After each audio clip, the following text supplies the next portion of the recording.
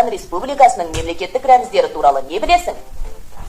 Мемлекеттік рәмізге ту, елтаңба және гимн жататынын білемін. Ал олардың авторларын білесің бе? Білмеймін. Онда тәуелсіз Қазақстан залына кірейік. Саған рәміздер туралы айтып беремін. Әр елдің азаматы өз елінің мемлекеттік рәміздері туралы білуі керек емес пе? Алақай. Әр елдің өзінің мемлекеттік төл рәміздері бар. Олар ту, елтаңба және гимн. Бұл рәміздер елді ерекшелеп тұратын белгілер ғана емес. Сонымен қатар, сол елдің тарихынан хабар беріп, негізгі ұлттық идеясын баяндайды. Қазақстанның туының түсі көк. Көк түс ашық аспанның, бейбітшілік пен молшылықтың белгісі.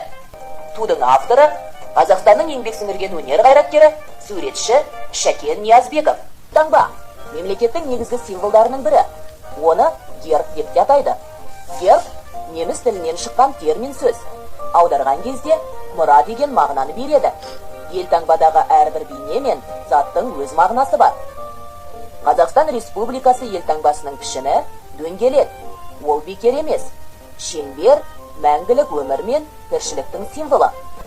Қазақстан Республикасының мемлекеттік елтаңбасының авторы белгілі сәулетші Жандарбек Мәлібеков пен Шота Аман Уәлиханов.